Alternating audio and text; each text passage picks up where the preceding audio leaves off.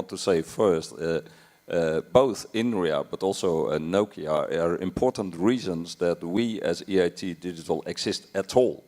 Because before the institute was even there, they have been really strong promoters of building at the European level an ecosystem to fuel innovation in Europe.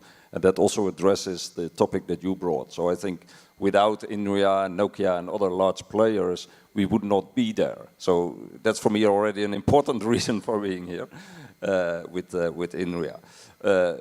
We are building a European ecosystem, and I very much liked the model.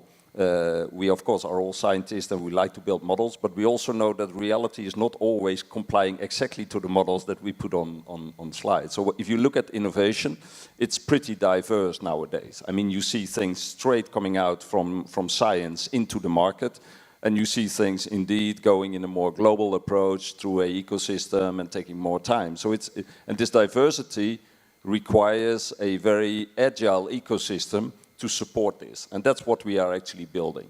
So one mission is build the ecosystem, but of course you don't build the ecosystem just for fun, you have to deliver from the ecosystem. And we deliver actually along 3 axes. So we deliver incremental innovation into existing players, we deliver disruptive innovations through scaling up ventures, because that's also a big issue in Europe. We create a lot of startups, we don't grow a lot of them to world players, so that's where we focus. And then of course to do all this, it was said already before, companies are populated by people. So skilled people with the right skills in digital is a very important part of innovation. And we even say without education there is no innovation, right? So that's what actually we are focusing on.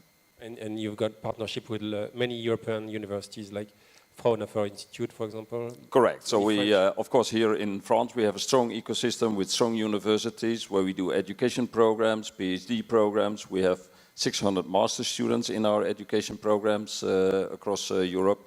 But we're also working in Germany with Fraunhofer. We're in Finland, of course, also with Nokia and with VTT.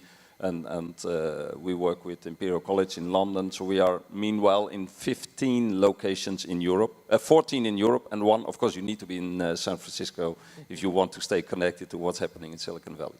And Willem, is the digital union, is it important? What are the key things? You know, we are trying to get a European single patent, for example, policy. Do you think we should have the same market, but also the same laws in terms of regulation of tax? You know, we're speaking a lot about the papers today. And what are the big priorities, do you think, for Europe to get more financing? Or you just mentioned education, but I could say a few things that are of course important. So first of all, it starts with a global mindset. So for example, I'm asking very often people, okay, what were we doing while Facebook was conquering the world? And I think every country in Europe had its own version of Facebook, and they're all gone, right? So one thing is a global mindset. And then we are enormously hindered by the fact that we have all the European national countries have a very small home market.